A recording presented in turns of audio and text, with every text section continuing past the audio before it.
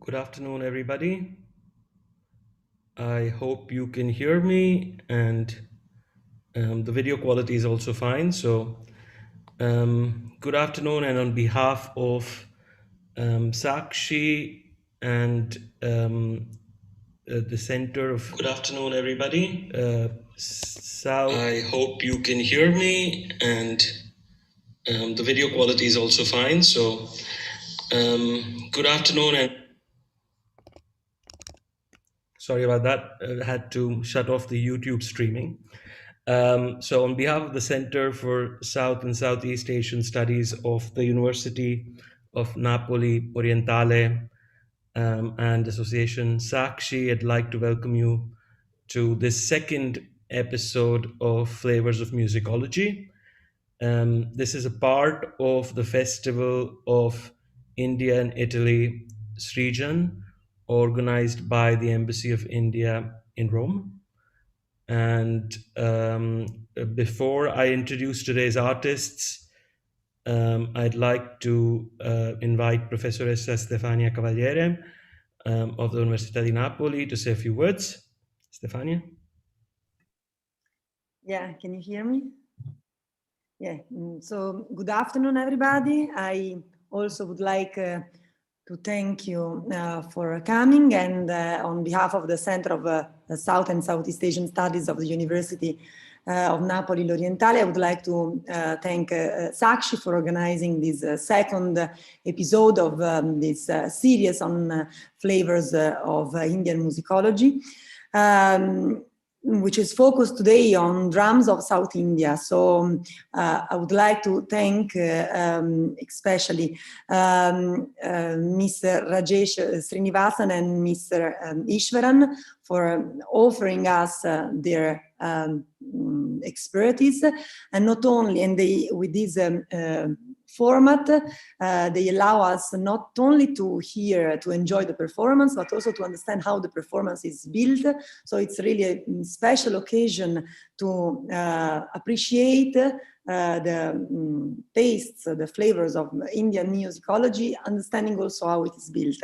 So it's really a unique moment of which I thank you again.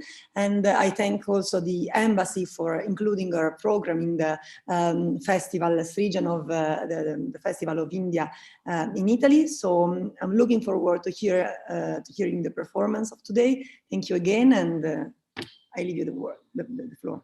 Thank you. So thank you very much, Stefania. And before I hand over the mic to the artists of today, I'd like to say a few words about Tālmani Vidwān Rajesh Srinivasan, who's a child protege in Mridangam and all things percussion from South India. I know Rajesh for several years, and from a long time ago when both of us had hair and no beards.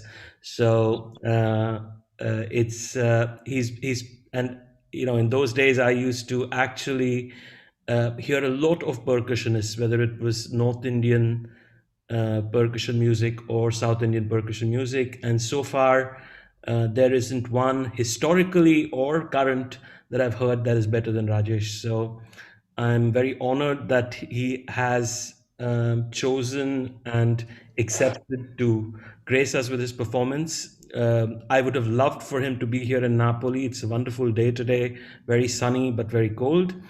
Unfortunately, because of COVID, we have to do all of this online.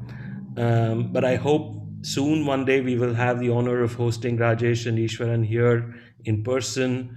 And instead of just doing the drums of South India, we'll be able to do a drums of India, which is, India has a vast percussion culture and which is quite unknown. And while percussion is mainly also an accompaniment to other forms of music, in India, percussion has its own direction and its own genre.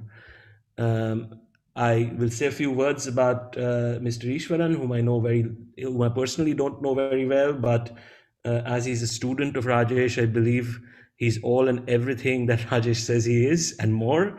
I'm sure Rajesh is a very tough teacher as well and a very tough guru. And he's been learning Mridangam and Kangira from Rajesh for the past 20 years. And I don't think I should be speaking a lot. So without saying much more, I'll hand over the mic to Rajesh and Eashwaran. We'll start today. Thank you very much and welcome again. Thank you, Vasant. I'm audible. Hello. Namaskaram to everyone. Good evening and good afternoon. At the outset, we would like to thank the Indian Embassy in Rome and all other institutions who are involved in curating and organizing this festival, the Srijan Festival in Italy.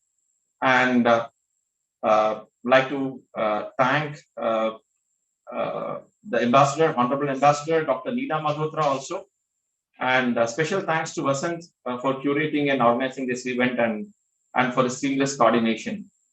Thank you, Vasant. So before we begin the performance, I would like to summarize how we are going to go. Today's presentation is going to be divided into 4 parts. The first part, we will provide a brief introduction on the history of the percussion instruments, that is Mridangam and Kangira. The second part will be the actual performance. We will like to converse in rhythm and then start playing respective solos and then you will see that there will be an interactive dialogue between both the instruments, culminating into a grand finale. The third part is going to be, you'll see how Mridangam and Kangira are used to accompany vocal music. And the fourth part is reserved for question and answers. I will be happy to answer any questions you have. Thank you. So let me begin with Mridangam. Mridangam, the word Mridangam is a combination of 2 words, Mrit and Angam. So Mrit means clay in Sanskrit and Angam is limb in Sanskrit.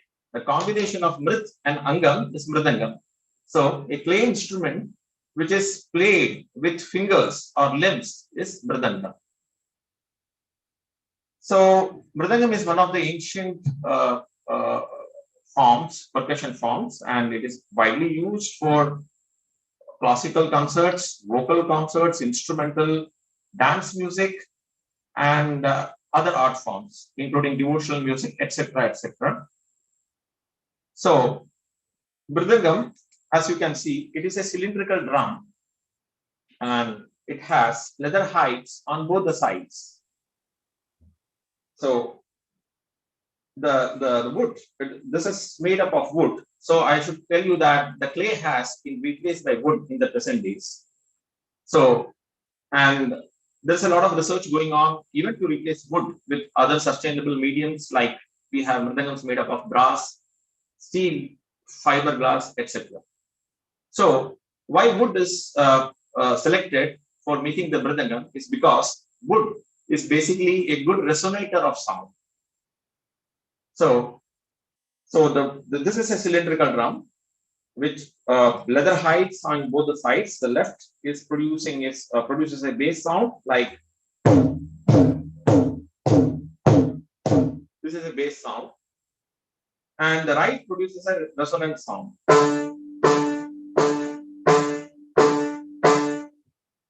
So the Mridangam is considered as a resonant instrument. It is considered as a nadavadya because the Mridangam can be tuned to any pitch. So we have various pitches, like we tune the Mridangam to C or C sharp or D, D sharp, E, F, and so on. So that is about the Mridangam. I'll hand over to Eashwaran to say something about Kangira. Hello, everybody. Wish you all a very good afternoon and a good evening. So it gives me great pleasure to speak to you about this wonderful instrument. The instrument that you see in my hand is called as the kanjira. This is essentially a frame drum made out of wood with skin on one side and the other side being hollow. You hold it with one hand and strike it with the other. So this is very similar or a different form of what you normally call as a tambourine. This instrument is essentially a folk instrument, and this was brought into the concert forte just a century back by one of the greatest exponents of this instrument, Shri Manpundya Pillai. The difference between the two instruments is that Mridangam can be tuned to a pitch. The kanjira does not have to be tuned to a pitch. It does not have a pitch and does not produce a resonating sound. Basically, it produces a bass sound and theoretically only has two sounds, which is, and within which you need to, play whatever is possible. Now you can see the skin. Of course, now there are new forms that are coming that you can see that are trying to use sustainable ways to keep the instrument alive with no impact to environment. So with that, I hand over back to my Guruji, Shri Rajesh Ji, to take this briefing further. Thank you. So all the rhythm instruments basically depend on rhythm. So and here the concept of tala is so unique in the Indian system, ta and la. So ta represents Lord Shankara, the giver of happiness, and la represents goddess Parvati. The union of Shiva and Parvati is tala. This is prescribed as per the ancient text. So the definition of tala is it is a time measure to measure and maintain rhythm. So tala does two things. One is measure the rhythm and maintains the rhythm. So I'll just demonstrate what I meant by that. So we will be selecting Adi Tala for today's performance, which is a 8-beat cycle and very widely used amongst all the music systems across the globe. So we will begin with Adi Tala with a conversation in rhythm set to Adi Tala. So you'll notice that the Adi Tala has 8 beats. I'll demonstrate. 1, 2, 3, 4, 5, 6, 7, 8. 1, 2, 3, 4, 5, 6, 7, 8. 1. So all the compositions which are going to be played will start on the first beat and end on the 8th beat. So the emphasis will be on the first beat. So that is Adi Tala. And let me begin the recital with a conversation set into Adi Tala. Please enjoy.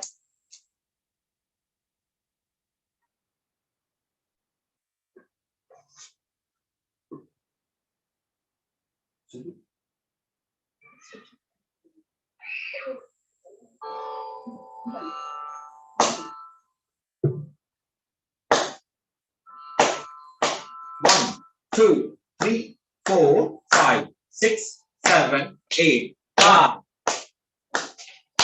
ti, do, nam,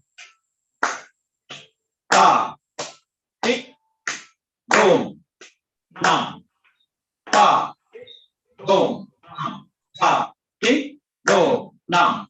Ta ti dom nam, ta ti dom nam, ta ti dom nam, ta ti dom nam, ta ta ta kita ta kita ta takadina ta takadon ta kita ta takita ta takadina ta takadina ta kita don ta kita don ta kita don ta kita don ta tangere de kita ta tangere de kita ta takadon ta takadon ta takadon ta takadon ta takadon ta takadon ta kedon ta kedon ta kedon kedon kedon ta kedon kedon kedon ta ta kedon ta kedon ta ta kedon ta kedon ta ta kedon ta ta ta kedon ta ta ta kedon ta ta ta kedon ta ta ta kedon ta ta ta kedon ta ta kedon ta ta kedon ta kedon ta kedon ta kedon ta kedon ta Takkedon, takkedon, takkedon, takkedon, takkedon, takkedon,